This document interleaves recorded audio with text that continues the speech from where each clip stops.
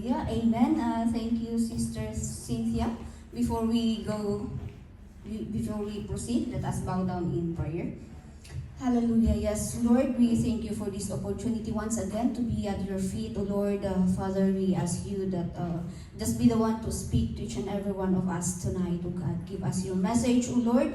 And I pray that I just use me as your mouthpiece, oh Lord. And speak to each and every one of us. Teach us, oh God, that we may be able, oh Lord, to walk in accordance to your way. Holy Spirit, have your way. In Jesus' name we pray. Amen and amen. First and foremost, I would like to thank God for this privilege to be His mouthpiece tonight. And of course, thank you din po sa ating mga pastors here in Hong Kong, our Bishop Evelyn and all our staffs here. Thank you for the privilege to stand for the Lord. And tonight, ang pag-uusapan po natin is the Word of God. And I would like us to read in Exodus chapter 15, verses 22 until 27. So, this is the story of the waters of Mara and Elim. But I would like us to see the lesson that we can get from this. So, the title of our story is The Journey from Red Sea to the oasis of Elim. So let us read. Let us start in verse 22. Sabi niya dito, Then Moses led the Israel from the Red Sea, and they went into the desert of Shur. For 3 days, they traveled in the desert without finding any water. When they came to Mara, they could not drink the water because it was bitter. That is why the place is called Mara. So the people grumbled against Moses, saying, What are we to drink? Then Moses cried out to the Lord, and the Lord showed him a piece of wood. He threw it into the water, and the water became sweet. There the Lord made a decree and a law for them, and there he tested them. He said, If you listen carefully to the voice of the Lord your God and do what is right in his eyes, if you pay attention to his commands and keep all his decrees, I will not bring on you any of the diseases I brought on the Egyptians, for I am the Lord who heals you. Verse 27, Then they came to Elim, where there were 12 springs and 70 palm trees, and they camped there near the water. Amen. So, alam po natin that in this story, ang background story natin dito is, it is the time wherein the Israelites were freed from the Egyptians. It is the time when they were able to cross the Red Sea by the mighty hand of the Lord. Amen? Alam ko po na familiar tayo sa story na yon. So, reading from this story, it also relates in our Christian walk. Amen? So, i-relate po natin sa ating pananampalataya sa ating time na ito. Amen? So, sabi niya dito, Then Moses led Israel from Red Sea and they went into the desert of Shur. I believe na when we came to know the Lord in our lives, 'di ba yung pag-exit nila kasi from the Red Sea is it always represents or it always signifies the baptism, our baptism from water. So, nung naniwala din po tayo, nung nakakilala din po tayo sa ating Panginoon, we started from, we had our baptism. Amen? But from our baptism, it didn't end there. Hindi na po yun yung end ng story, but rather, it is the start. So, it is the same here in the story of the Israelites as they journey, as nung lumabas na sila sa Red Sea na yun, and then their enemies were drowned, nagpatuloy pa rin po sila. So ganun din po ang buhay natin bilang mga Kristiyano. Amen? Our Christian life doesn't end from our baptism, but rather it is the very start. And dito sa story, sabi niya dito, they went into the desert of Shur. So, the desert of Shur, we can compare it also na sa ating testings and trials. Amen? I believe na bawat isa sa atin nung nanampalataya tayo is that nandoon na yung testing. Right after baptism, sino sa atin ang right after baptism, andyan yung testing. Amen? So, this story it's like a foreshadow of our Christian walk ngayon. So, it is for us, kasi wala na yung mga Israelites, but then, it is for us to learn. Amen? So, sabi niya, they went into the desert of Shur, and as I was saying na the desert of Shur is representing also the testings and trials that we encounter after receiving the Lord in our life. Amen? Praise the Lord. So, sabi niya dito, and then for 3 days they traveled in the desert without finding water. So, wala silang makitang tubig. And you know, in the desert, it is very hot. Kailangan ang tubig primary. Amen? But then, makikita natin dito, it is stated na wala silang makita, wala silang mahanap. And it resulted for them to grumble or to complain. And then, nag-complain sila kay Moses na, ano na ang iinumin natin? So, in our Christian life, pag natetesting tayo, pag dumarating yung testing sa buhay ng bawat isa sa atin, sometimes andoon din yung pagko-complain natin. Akala ko sometimes baka dumating tayo sa point na, bakit nung nag-Kristiyano ako, bakit ganito? Akala ko pag may Diyos ka, okay na. Kumbaga ganun yung, we are having that kind of mindset. And just like these Israelites that after seeing the miracle, even after seeing the miracle of the Lord, andoon yung complaining nila, andun yung grumbling nila. But praise the Lord, kasi sabi niya dito, then Moses cried out to the Lord, and the Lord showed him a piece of wood. So, anong makikita natin dito? In times of testings and trials, it is but proper to call on to the Lord. Amen? We praise God dahil sa ating sitwasyon ngayon, we have our pastors, and kaya nga tayo minsan we are raising also our prayer request dahil we know that we also need the support of our leaders, of our pastors. So Moses represents also the servants of the Lord. Amen? But aside from that, sa ating sitwasyon ngayon, we can directly cry out to the Lord. Amen? So, crying out to the Lord, the crying out of Moses to the Lord represents our prayer life. Amen? So, kumusta po ang prayer life natin? Amen? Hallelujah. So, dito natin makikita that in times of testing and trials, instead of going away, instead of just remaining to complain and to grumble, let us cry out to the Lord. Amen? And sabi niya dito, when Moses cried out to the Lord, hindi siya nabigo. Because it says here, the Lord showed him a piece of wood. And he threw it into the water, and the water became sweet. So marami tayong makikitang lesson dito. Una, I would like us to see the representation of the wood.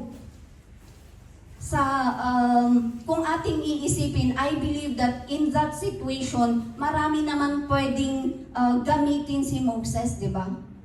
But then, makikita natin that bakit wood? And you know, this wood is representing the cross of the Lord Jesus Christ. Amen? Dahil, sabi niya dito, He threw it into the water and the water became sweet. Praise the Lord. Dahil andoon yung miracle na yung from that bitter water, it became sweet. From that being, hindi siya pwedeng mainom, pwede na siyang inumin. So, dito po natin makikita that the hands of God, walang imposible. Amen? And yung sitwasyon din natin, bitter man yan, but God can turn it sweet. Amen? So, I hope we are able to connect the lessons and the message that it is giving to each and every one of us. Amen? So, sabi ko kanina, the piece of wood is also, in our time today, the piece of wood is representing the cross. Amen? The crucifixion of our Lord Jesus Christ that turned our bitter destiny, supposed to be, into a sweet salvation. Amen? Praise the Lord sa kanyang ginawa. Because alam natin that ang buhay natin is, sabi nga kanina sa mga lessons natin is there's no other way kundi sa pamamagitan ng ating Panginoong Jesus lamang. So yun yung makikita natin dyan. And then the miracle of the bitter water into the to a sweet one. And ganyan din po ang ginagawa ng Diyos sa buhay ng bawat isa sa atin. Amen? Nung hindi pa natin nakilala ang Panginoon sa buhay natin, I believe nagagawa natin yung mga bagay-bagay na akala natin ay normal. But when we came to believe the Lord, ayun, we were able to distinguish already. Nakita na natin kung ano yung dapat at yung hindi. Amen? So, we praise God for that. At sabi niya dito, let's continue with our verse. Then the Lord made a decree. Okay. So, sabi ko kanina, our crying out to the Lord represents our prayer. And of course, sabi niya, nung nag-cry out si Moses, hindi siya nag-cry out kung kanino lang, but then sa Panginoon. So, even in our prayers, dapat po alam natin kung kanino tayo nananalangin. Amen? And of course, the value of the cross, na yung piece of wood na ginamit ni Moses that he threw in the water to turn and turn it into a sweet one. And yung value po ng pagkapako ng ating Panginoong Jesus. Amen? Because of His great love for each and every one of us. That though we are supposed to be for a distraction, but then because of His love, ayan, na yung nabigyan tayo ng salvation. Amen? And sabi niya, there the Lord, after that situation, sabi niya dito, ipagpapatuloy natin yung verse natin, there the Lord made a decree and a law for them, and there He tested them. Praise the Lord. Okay, sabi niya dito, there the Lord made a decree and a law for them, and there He tested them. Then Moses cried out to the Lord, and the Lord showed him a piece of wood, and he threw it into the water, and the water became sweet. And there the Lord made a decree and a law for them, and there He tested them. So, as they are traveling from a desert of Shur, nagpapatuloy pa rin po yan, and then when they were able to found that water was turned sweet from its bitterness, it was turned sweet, nagpatuloy pa rin sila. Then Moses cried out to the Lord, and the Lord showed him a piece of wood. He threw it into the water, and the water became sweet. There the Lord made a decree and a law for them, and there He tested them. So sa kanilang pagpapatuloy, sa kanilang journey, so kanina nakita natin that they were in the desert of Shur, and then natagpuan nila yung Mara, but then yung water in there is hindi siya edible, hindi siya drinkable, but then because Moses cried out to the Lord, and the Lord showed him the piece of wood, which when he threw it into the water became sweet, and that they were able to drink from that water. And then with that miracle that they are experiencing, doon ulit na nagbigay ang Panginoon ng kanyang alituntunin, the decree and a law for them, sabi niya, and there He tested them. So sabi ko kanina, even as Christians, after from our baptism, yan po yung start ng journey natin in walking with the Lord. Amen. And as we continue with our journey, andyan yung mga testings and trials. But even in the midst of testings and trials, we should know how to cry out to the Lord. Amen? Through our prayers. Amen? And alam natin that, sabi niya dito, the Lord made a decree. Dahil sa atin din, hindi nga siya nag-stop doon. So, as we continue also to grow in our faith unto the Lord, andoon na mas lalo tayong natututo. Sa mga we grow deeper in our faith unto the Lord. We grow deeper sa mga decrees niya. So, kung noon, nung bata-bata pa tayo sa pananampalataya, parang mahirap magbigay. But as we grow deeper in faith, andoon na natututo tayong magbigay. Amen? And if we are being corrected with the way we clothe ourselves, ayan, nagpapakorek na rin tayo. Amen? So, sabi niya dito is, He made a decree, and there He tested them. Kaya dito rin po tayo natitesting. Nung nalaman natin ang importance ng giving, ayan, nagkakaroon na rin ng testing na sometimes pag nasa short ang budget natin, parang ibibigay ko ba ito or hindi? So, ganun din po ang nangyayari sa buhay ng bawat isa sa atin bilang mga Kristiyano. But then, it is a test kasi. Amen? So, it is a test kung talagang we are following. Amen? So, sabi niya dito, He said, if you listen carefully to the voice of the Lord your God and do what is right in His eyes, if you pay attention to His commands and keep all His decrees, I will not bring on you any diseases I brought on the Egyptians. So, alam natin that sa sitwasyon natin, when we are being tested, because God wants to really see if our walk with Him is genuine or not.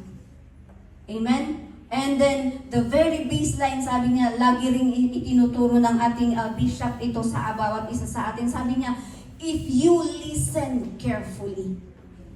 Amen? So, there is the need for each and every one of us to really heed the word of the Lord. Kaya nga, kung napapansin natin, laging andun yung verse ni Bishop that Romans 10:17, consequently, faith comes from hearing the message, and the message is heard through the word of Christ.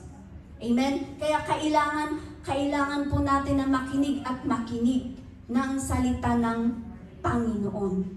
So just like here, when Moses said, when God gave his decree, sabi niya, if you listen carefully.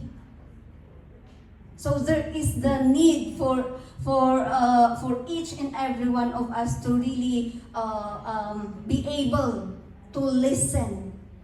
And hindi lang basta pakinggan, pero sabi niya carefully to the voice of the Lord.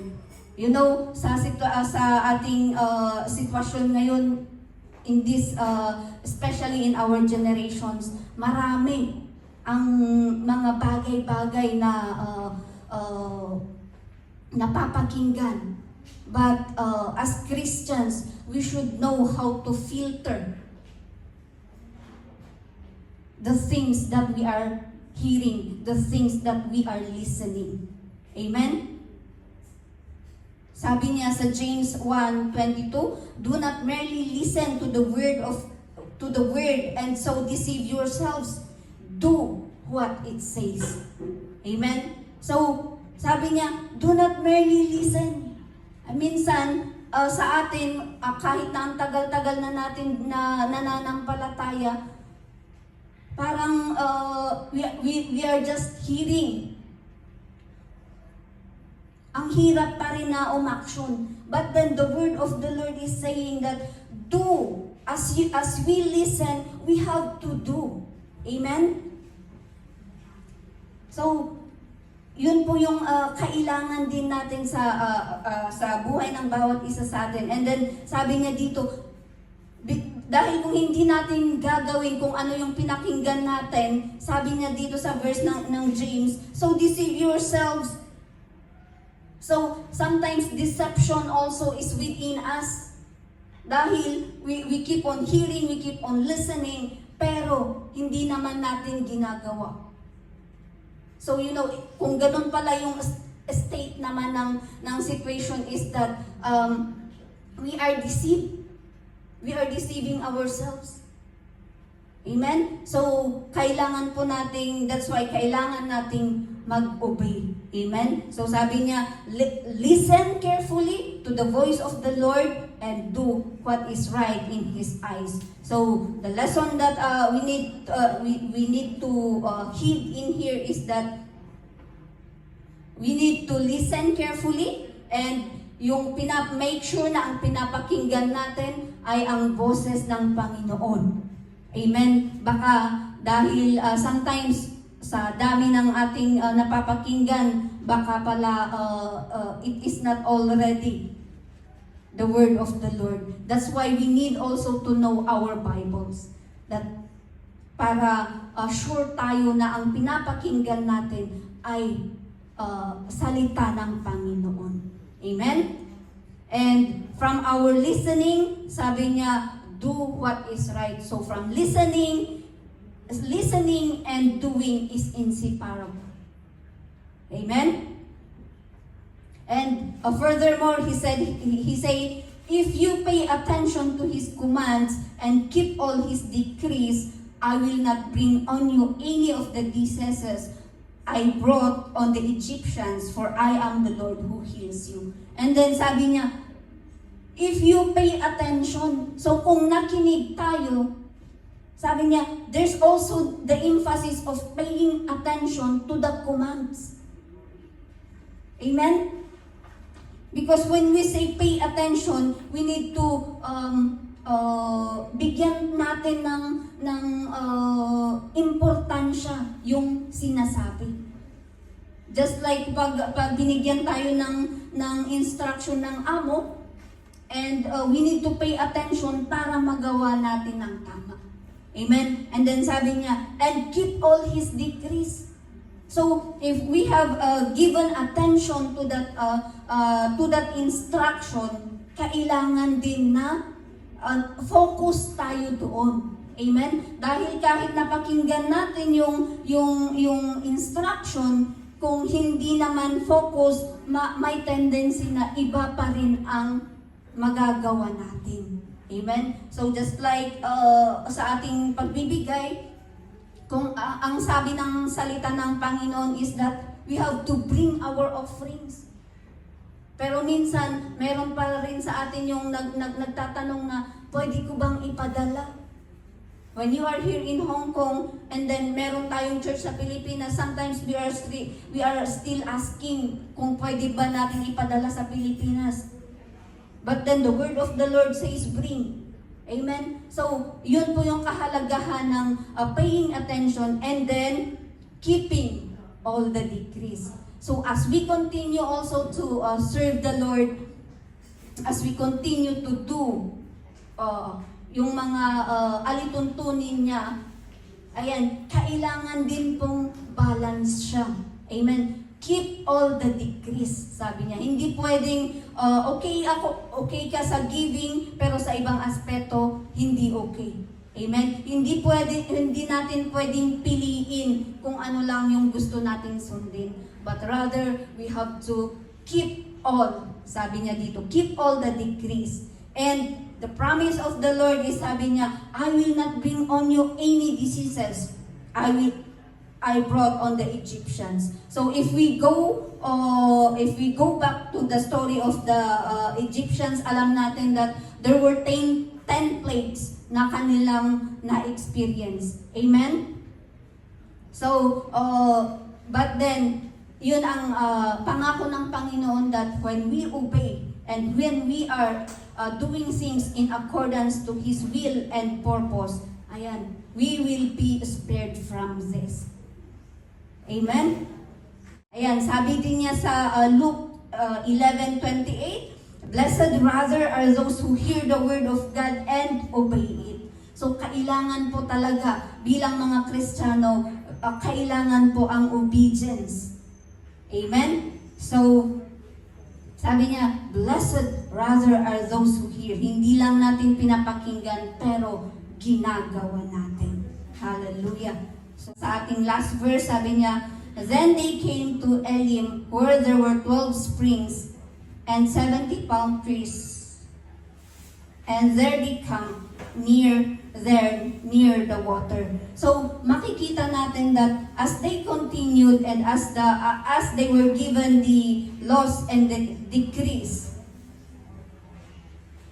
they were able to reach a place wherein they are well provided. So sabi niya dito, then they came to Elim, where there were 12 springs and 70 palm trees. And I was curious, bakit kaya na-state doon yung 12 and then yung 70.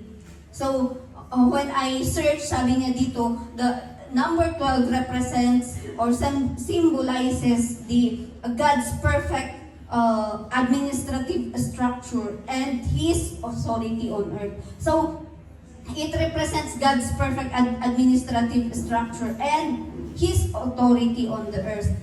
So, nung na-reach nila yung Elim na yun, where it is a place of abundance. Remember that they came from desert of Shur, wherein it is the miracle of the Lord that turned the water na nagkaroon sila ng tubig. So, nagpatuloy sila and then they reach this place Elim, which is kung titingnan natin it is oasis wherein may buhay doon. So may plants doon, and then it is there that the Israelites encamp.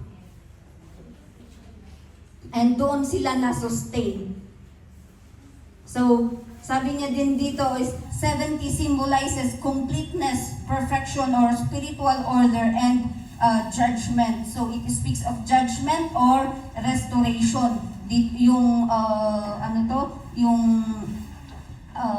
70 palm trees. So, makikita natin dito that in their journey from the Red Sea, hindi sila na-spare sa testings and trials. And ganon din po ang buhay ng bawat isa sa atin bilang mga Kristiyano. Amen? But then as we continue with our journey, God is still there. Ang kailangan lang natin ay tumawag sa Kanya. Amen? through our prayers. And we thank God because of the cross, yung buhay sana natin na patapon ay nagkaroon siya ng saysay. Amen? And makikita natin dito that they were able to reach a place. So, ganun din po sa buhay natin bilang mga Kristiyano. We are destined, when we came to know the Lord, alam at alam natin na ang buhay natin dito is, it doesn't end here. This is not hindi dito yung final destination natin. Amen?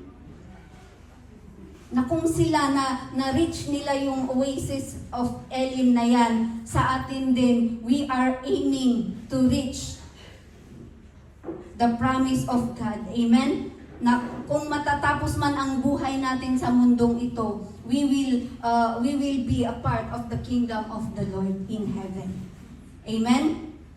I believe that as we have read through these verses, I hope na nakarelate po tayo sa ating pananampalataya sa Panginoon. Amen? Ang testings and trials, kaakibat na po ng buhay natin. Pero we have our Lord who is our Savior and there is no other way.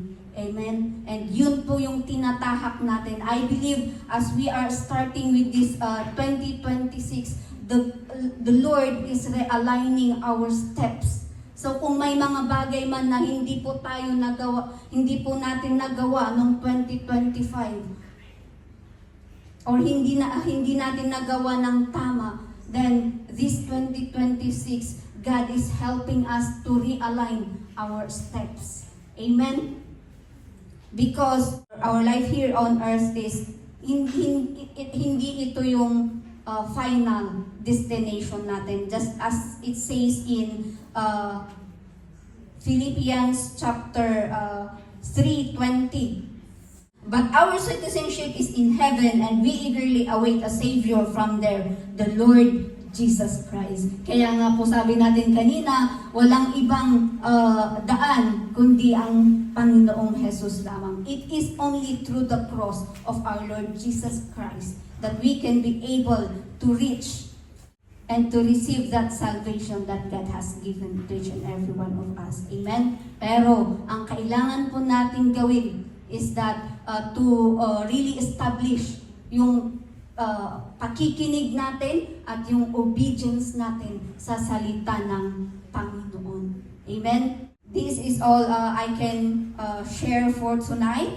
I hope na we were able to get some lessons, and as we continue with our faith unto the Lord, wag po tayong mawala ng pag-asa, wag po tayong ma-distract sa mga temptations dito sa mundo, but we need to pay attention and really direct our service unto the Lord. Amen? So, thank you for listening and may God bless you.